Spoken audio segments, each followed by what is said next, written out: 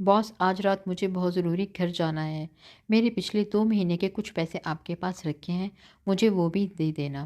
شہزاد نے اپنے باس سے التجائی لہجے میں کہا۔ یہ سن کر باس کے تیور چڑھ گئے۔ یہ کیا بات ہوئی؟ نائٹ شفٹ ہوتی ہے تمہاری، تم کو نائٹ شفٹ میں چھٹی نہیں مل سکتی۔ شہزاد نے باس کی طرف دیکھتے ہوئے کہا، پچھلے ہفتے میں نے آپ کو بتا دیا تھا کہ مجھے آج جلدی جانا ہے۔ ہاں بتا دیا تھا، تو اس کا یہ مطلب تو نہیں کہ تم اپنا کام ادھورا چھوڑ کے چل پڑو۔ باس وہ نیا لڑکا ہے نا؟ نیا لڑکا تو ہے، مگر ابھی تو اسے کچھ پتہ بھی نہیں، وہ کیسے یہ سب دیکھے گا؟ پھر باس نے کچھ سوچتے ہوئے کہا، تم نئے لڑکے کو سب اچھے سے سمجھا دینا اور پیسے جاتے ہوئے لے لینا۔ شہزاد نے دل میں شکر ادا کرتے ہوئے کرسی چھوڑی اور کمرے سے باہر نکل گیا۔ شام کے 5 بج رہے تھے، ابھی تک نیا لڑکا نہیں آیا تھا۔ شہزاد کو ہر حال میں رات 8 بجے تک گھر پہنچنا تھا۔ آج اس کی بہن کے سسرال والے بات پکی کرنے آ رہے تھے۔ اس کا گھر پہ ہونا بہت ضروری تھا، اور اس کی ماں نے کہا تھا کہ آتے ہوئے مہمانوں کے لیے کچھ کھانے کے لیے ضرور لے کے آنا۔ 5:15 بجے تک باس نے شہزاد کو کمرے میں بلایا اور اس کے حساب کے پیسے دیے اور کہا، میں چلتا ہوں، نیا لڑکا آئے تو اس کو اچھے سے سب سمجھا دینا۔ جی جی ٹھیک ہے، شہزاد نے الجھے ہوئے لہجے میں کہا اور پیسے گننے لگا۔ 5:30 بجے تک وہ نیا لڑکا نہیں آیا۔ شہزاد کو دیر ہو رہی تھی، پتہ نہیں لڑکا کب آئے۔ اس نے ایک کاغذ پہ اپنا موبائل نمبر اور ساتھ لکھا کہ میں نے تمہارا بہت انتظار کیا، تم نہیں آئے، اب میں جا رہا ہوں۔ اگر کام کی سمجھ نہ آئے تو 8 بجے کے بعد مجھے اس نمبر پہ کال کر لینا، اور کاغذ آفس کے دروازے کے باہر چپکا دیا۔ شہزاد نے پیسے اپنی جیکٹ کے اندر والی جیب میں رکھے، موبائل دیکھا، بائک کی چابی لی اور آفس سے نکل گیا۔ شہزاد دل ہی دل میں بہت خوش تھا، کیونکہ آج کے دن کے لیے اس نے 2 مہینے پہلے سے ہی پیسے جمع کرنا شروع کر دیے تھے۔ وہ چاہتا تھا کہ اس کی بہن کی بات جس دن پکی ہو، اس دن بہت سارا کھانے پینے کا سامان لے کر گھر جائے، تاکہ اس کی بہن کے سسرال والے خوش ہو کے جائیں۔ اس کے علاوہ شہزاد نے اپنے ہونے والے بہنوئی کے لیے ایک اچھا سا موبائل بھی خرید لیا تھا۔ 6:30 بجے تک وہ بیکری گیا اور وہاں سے کھانے پینے کی بہت ساری چیزیں خرید لیں۔ بائک پہ بیٹھتے ہوئے شہزاد سوچ رہا تھا، اس نے بہت محنت سے یہ پیسے جمع کیے ہیں، ان پیسوں کو اپنی مرضی سے خرچ کرے گا، اپنی بہن کے لیے اچھا سا جہیز بنوائے گا، اور کچھ پیسے اور جمع ہو جائیں تو ماں کو سونے کی چوڑیاں بھی بنوا دے گا، جو ماں نے اس کی پڑھائی کے لیے بیچی تھی۔ جب سے شہزاد کے والد نے دوسری شادی کی تھی، شہزاد اپنے گھر کا واحد کفیل تھا۔ ماں نے جیسے تیسے کر کے اس کو ماسٹرز کروا دیا، اور وہ اب خوش تھی کہ شہزاد ایک اچھی جاب کر رہا ہے اور معقول تنخواہ شہزاد کو ملتی ہے۔ مگر شہزاد نے کبھی اپنی ماں کو جاب کے بارے میں کچھ نہیں بتایا تھا۔ جب بھی ماں جاب کا پوچھتی تو وہ بات ٹال جاتا۔ شہزاد سوچوں میں گم بائک چلا رہا تھا کہ سامنے سے ایک اور بائک آ کے رک گئی۔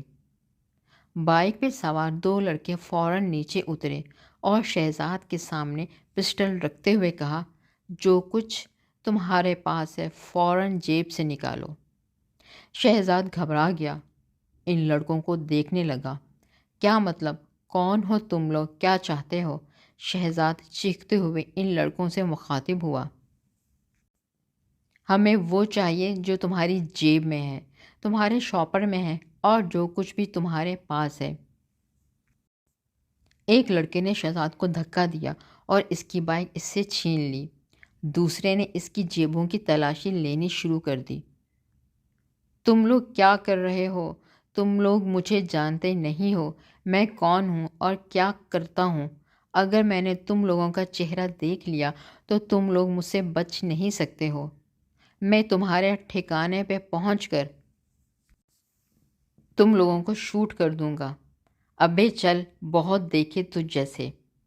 لڑکا اس کے جیب خالی کرتے ہوئے بولا۔ ارے واہ، ڈبہ پیک موبائل بھی ہے یار اس کے پاس، مزہ ہی آ گیا۔ دوسرا لڑکا خوشی سے بولا۔ دونوں لڑکے جلدی جلدی شہزاد کا موبائل، ڈبہ پیک موبائل اور شہزاد کے سارے پیسے اور بائک لے کر وہاں سے چلے گئے۔ شہزاد لاچار ہو کے ادھر ادھر دیکھنے لگ گیا۔ شہزاد کو ایسا محسوس ہو رہا تھا جیسے کوئی اس کے اوپر ابلتا ہوا پانی ڈال رہا ہے۔ اس کا پورا جسم اور سر جل رہا تھا۔ وہ اپنے آس پاس گزرتے ہوئے لوگوں کو دیکھ رہا تھا اور سوچ رہا تھا کتنے بے حس لوگ ہیں، ان کے سامنے ہی ان لڑکوں نے اس کو لوٹ لیا اور کسی نے اس کی مدد نہیں کی۔ شہزاد وہیں سڑک پہ بیٹھ گیا۔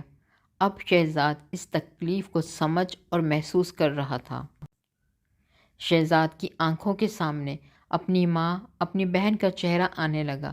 کچھ دیر پہلے شہزاد جو خوشی سے گھر کی طرف جا رہا تھا، اب ایک ہارے ہوئے جواری کی طرح سڑک کے کنارے بیٹھا ہوا تھا۔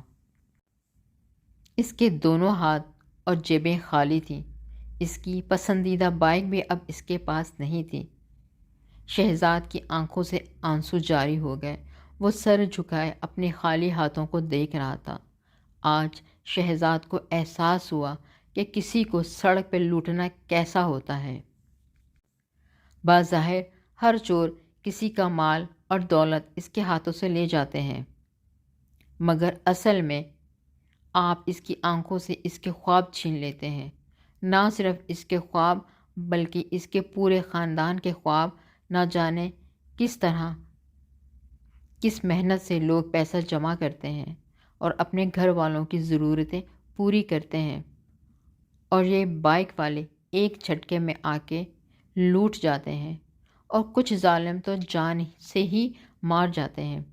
اس وقت لوٹا ہوا انسان کتنا مجبور اور خالی ہو جاتا ہوگا۔ جو جان سے چلے جاتے ہوں گے، ان کے گھر والوں پہ کیا گزرتی ہوگی۔ شہزاد نے تو کبھی سوچا بھی نہ تھا کہ جو کام وہ خود کرتا ہے ایک دن اس کے ساتھ بھی یہی واقعہ ہو جائے گا،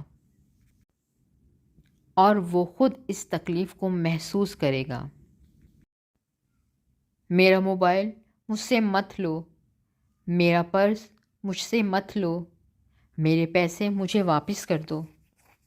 یہ زیور میری بیٹی کے ہیں، یہ میرے بچوں کے اسکول کی فیس ہے، میری ماں کی دوائیوں کے پیسے ہیں۔ شہزاد بھی انہی وحشیوں کی طرح اندھیرے سے نمودار ہوتا تھا اور بائک یا گاڑی پہ جانے والے شہریوں کو دونوں ہاتھوں سے لوٹتا تھا، اور ایسا محسوس کرتا تھا جیسے اس نے کوئی بہت بڑا کارنامہ سر انجام دیا ہو۔ اس وقت شہزاد کو نہ تو کسی کی التجا سنائی دیتی تھی اور نہ کسی کے آنسو دکھائی دیتے تھے۔ دکھائی دیتا تھا تو صرف وہ پیسہ جو وہ لوگوں سے زبردستی لوٹتا اور چھینتا تھا۔ کسی کے درد کا تبھی پتہ لگتا ہے جب ویسی ہی چوٹ خود کو لگی ہو، اور احساس بھی تب ہوتا ہے جب اس درد سے گزرنا پڑے۔ شہزاد یہ سب سوچ کر چیخ چیخ کے روتا رہا، اور سڑک پہ چلنے والے لوگ بس اس کو چیختا اور روتا دیکھ کے گزر رہے تھے۔ کسی کو کیا خبر تھی کہ دوسروں کو لوٹنے والا آج خود کو لٹا کر اپنے کیے پہ پچھتا رہا ہے۔